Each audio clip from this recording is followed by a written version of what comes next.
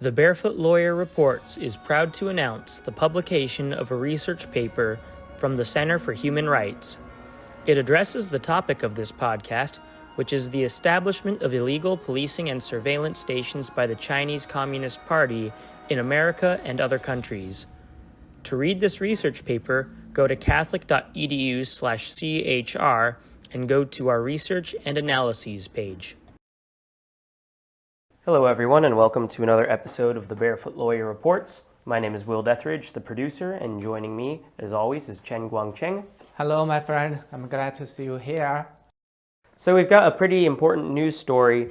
Recently, a couple of men were arrested in New York, being charged with establishing a secret police station in New York City on behalf of the Chinese government, as NPR reports. Guangcheng, can you describe what happened? Yeah, in fact, the two people, they come from Fujian province in mainland China. One name is Lu Jianwang, and another is Chen Jinping. They work for the Communist Party and help the party create the police station in New York and use it to harass the activists in the US. So, in fact, this case is not just about the two people. The FBI system, they said, still have more than, I'm not sure the correct number. Someone said 34 and someone said 40 spies they will arrest in the future. Wow. Yeah, so not just them. The two people have the organization together in New York. The Communist Party use that as a tool to harass activists here, to steal some information, transfer the information to the Communist Party. If for example, Xi Jinping or another come here to visit the US, they will show the support for the Communist Party at different events in America. Got it. Like, when, for example, when we've covered when there have been pro-Taiwan or pro-Tibet speakers, there's always, there's often groups of protesters there who are, pro-China, pro-Xi Jinping. These are the kind of people, the guys who got arrested, who would help organize things like that, right? Yeah. Now, Guangcheng, you mentioned that there were about 30 or so other people who are under investigation right now. These two were from New York. As far as you know, are all of the ones being investigated also from New York, or are they from different parts of, or are they working in different parts of the country right now? I think different part, not just New York. Of course, in California, Washington D.C., Chicago, all the big city, the Communist Party have the organizations there. Right. They use different names. They use different company or people. Yeah, like that. For example, they will use some sounds like school.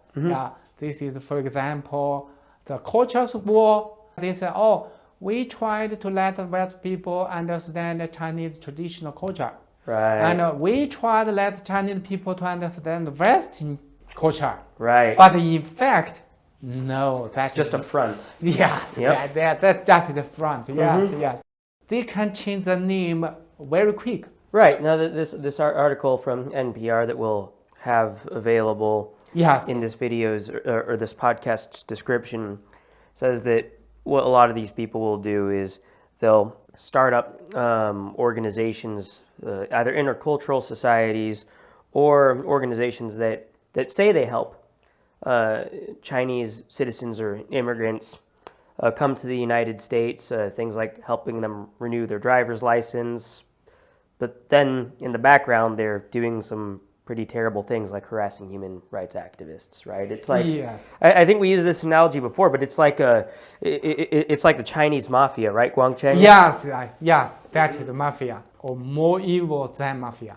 So Guangcheng, you mentioned that some of these organizations will hide behind intercultural societies, like saying they're educating people about Chinese culture or Western culture. What are the most common places that you'll find these people working out of? Like at schools, at in government offices? Like, where are they hiding?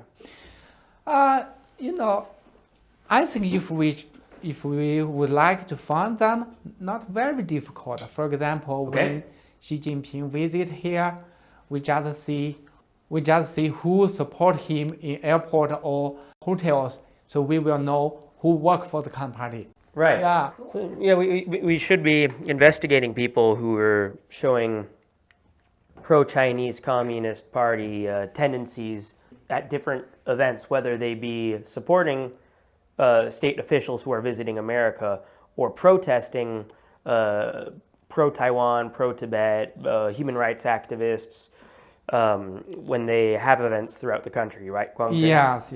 For example, outside of the Communist Party's embassy, if some protest happens, they will order the people to say, we support the Communist Party. The Communist Party did a good job, like that. That makes sense.